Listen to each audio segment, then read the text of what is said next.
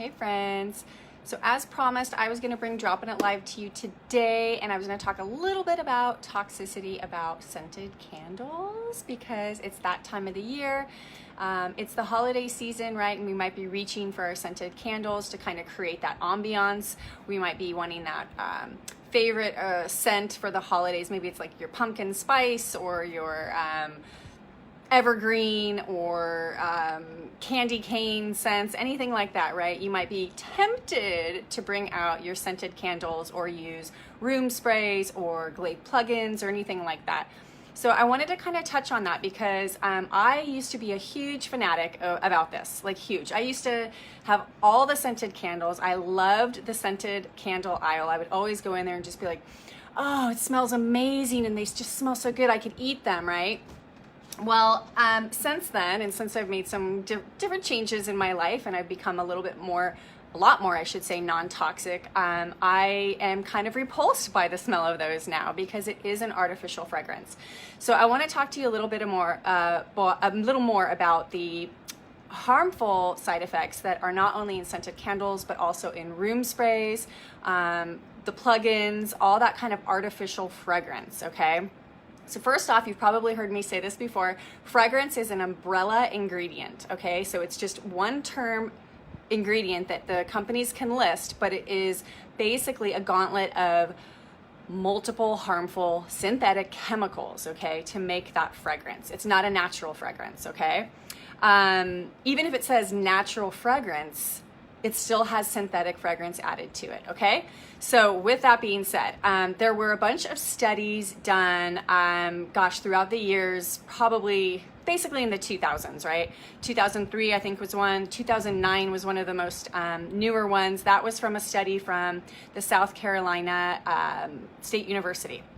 So they did a study on paraffin wax candles, okay?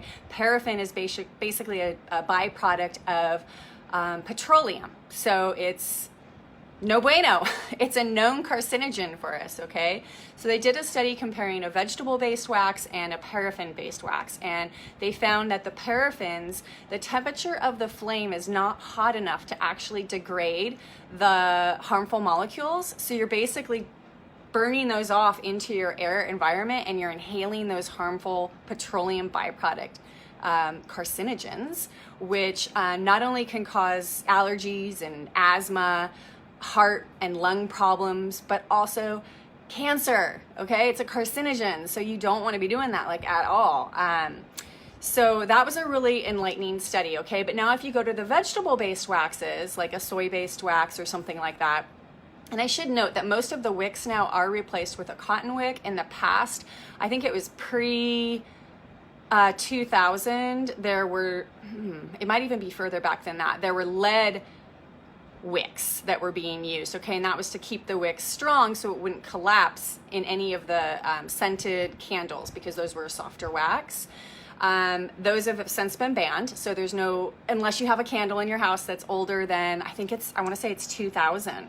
I really want to say it's 2000. I'll double check for you guys. If you have a candle that's that old, you might want to check the wick. Otherwise, it's a cotton wick, okay, which we're going to get into a little bit next. But if you are using a vegetable-based candle that does have that cotton wick, you are going to get less of the, obviously, the carcinogen exposure because you don't have the paraffin, okay? But most likely, it is not a true, pure essential oil or scent, I should say, that is being used to scent that candle and give it that fragrance, okay? And there again lies the carcinogen, the toxicity load that you're going to be intaking while you're burning that candle, okay? If you do make your own candles and you're gonna use like a soy-based wax and you're gonna use Young Living essential oils in it, holla, that's the healthiest candle you could possibly make, all right? But you are still going to have some soot, residue that is burned off from that candle actually burning and the wick actually burning, and that soot is putting particles into your air column, and then you are inhaling those particles, which is disruptive for your respiratory system, which again can lead to respiratory issues like asthma, okay? So I say just do without that, right? Do without all of the respiratory issues that you can come across. Do without the endocrine disruptors, okay? And that's like the main thing that fragrance and all the synthetic chemicals that go in to make that up, they're endocrine disruptors. And the endocrine system is basically what tells our body how much hormone to produce to regulate on a normal level. And if that is out of whack, so are your hormones, which can wreak havoc on our body, not only short term, but also long term, okay? So most of the time, candles, burning them, it's not gonna be an issue unless you're doing it consistently, okay? And you're constantly being exposed to that toxicity load. Your body is constantly exposed to that. You're carrying that burden inside of your body, and then overexposure obviously leads to more chance of a problem, okay? So let's see what else I should say about that. There's another one actually that talks about the fresheners, another study. I did want to touch on this. It was the Public Health England Center for Radiation, Chemical and Environmental Hazards, okay? And they said any of the fresheners that you use, like the Glade plugins, the sprays, anything like that, they actually have a considerably large amount of formaldehyde in them. Again, carcinogen, toxic load that you don't want to take on in your body, okay? And also an endocrine disruptor as well.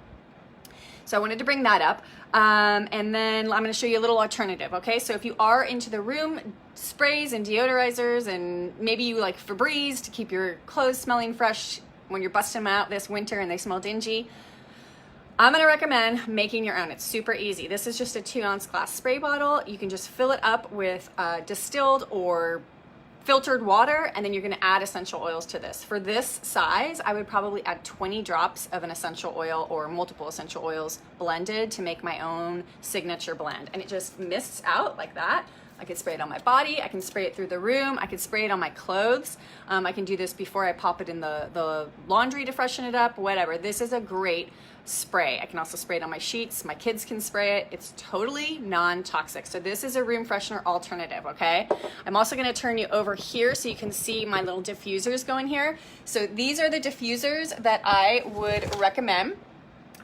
This is, first off, I'm gonna say that this is my replacement. I love the candlelight flicker, okay? I love it. If I'm taking a bath, I like to have this little candlelight flicker in there. It totally just is super soothing and relaxing and beautiful to watch. Battery operated. It just has an on and off switch right there. So I'm still setting the ambiance. I'm still getting that beautiful mood. I'm not getting the toxic load, okay? And I think it looks really pretty. It's probably hard to tell on this video. The second thing are the diffusers. So these are 2 of Young Living's diffusers that actually have a candlelight flicker setting on them, okay? In addition to 10 other LED light settings, okay? So this one is the lantern diffuser, again, the candlelight flicker setting, beautiful. This is the desert mist diffuser, okay, on the candlelight flicker. And it's kind of hard to tell, but you can kind of just see it's flickering away. Now, what I'm also getting from this is the added benefit of the therapeutic grade essential oils. They're pumping out here. I can choose my fragrance. I can change it every day. I can pick and choose what I want to diffuse, and I'm getting all the therapeutic benefits instead of the toxic load, okay? So props up for that. Another cool thing that I was gonna say about this, that runs it for up to 10 hours. Both of these diffusers do. And I have multiple diffusers throughout my house. So don't just settle for one. You can get multiple ones in each room to set that mood. And it's easier that way. You don't have to move them around, unplug them, and the hassle of all that. So I highly recommend replacing all those holiday candles. If you have some, throw them in the trash, or get rid of them somehow. I hate to even say like take them to the thrift store because somebody's gonna end up with them.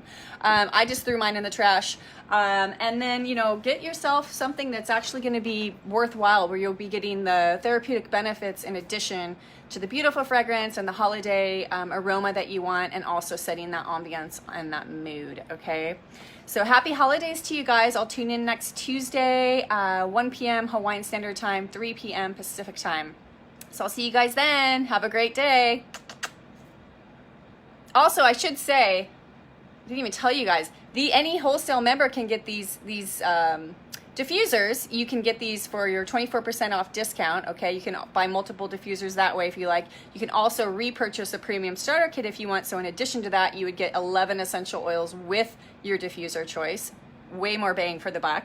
And if you are not yet a member, you can become a member by doing any of the ones that I said above, okay? You can get the premium starter kit to get started. I'll hook you up with that. Plus you'll get all my support, online teachings. I'll add you to our community of education and resources groups, and then online courses and all that stuff. So you guys have a great day, and I hope your house smells as amazing as mine, therapeutically based. Bye guys.